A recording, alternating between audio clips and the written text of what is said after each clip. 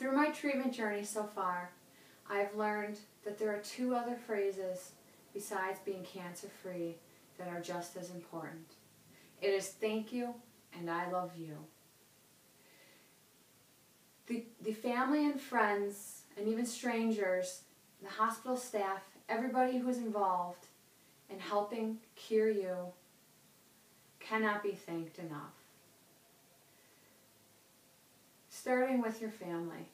They love you so much, and at times it can be hard to remember that it is not just you going through this disease. It is all of them. Even though you're the one who has to roll up her sleeve for the needles, or roll onto her stomach for the bone marrow biopsies, or receive the chemo and deal with its side effects, they are feeling all that with you too. You cannot thank them enough, and you cannot tell them you love them enough. And sometimes they're the ones who need reassuring. Tell them you are going to beat this. Tell them you are going to be okay. The friends that were involved in helping me recover have been so important as well.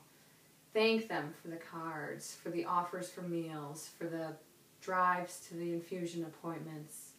They care about you, and if I can't stress one thing enough, it's make sure that everybody knows how much this is helping you and how much you care for them in return.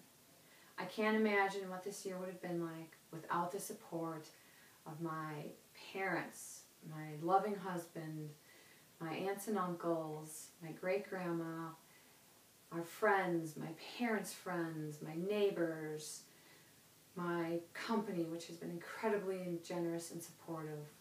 And so, you are going to have down days. Cancer is scary. Any disease is scary.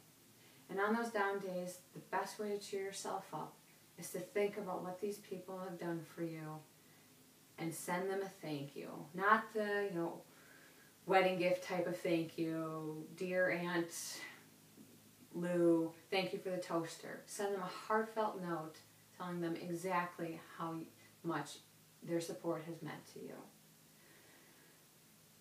Thank your nursing and doctors as well. When I left the hospital, I wrote each of the nurses and staff in the hospital a long handwritten note and gave them a little token of appreciation. These people do this because they care about your life, and your family does all it does because you're the most important thing to them. It doesn't matter how old you get. Your parents will always view you as a child. And remember that it is how hard it is for them to deal with the thought of their child in trouble. So appreciate that. And yeah, some days are going to suck. There's just no way around it. And some days you're going to be cranky from the side effects or from the fears. But one thing I can't stress enough is don't take it out on them. They're here because they love you, and the best way to deal with those days is write a letter to cancer. Write a hate letter like you might have done to an old boyfriend. And just like with the old boyfriend, hopefully you didn't send it. It's okay that this letter doesn't get sent. But tell cancer how much you hate it and use your anger on that purpose. Or if you just aren't in a good mood, just tell your family that. And they'll understand that you are going to have tough days. And, sometimes what you need is just a little space. Because there's so much hurt that you just need to make sure that you're giving as much love back as possible. Because, well, technically, it's your body that is going to beat cancer. It's much more than that.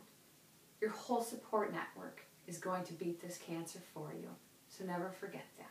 Mom and Dad, I love you. Rob, I love you.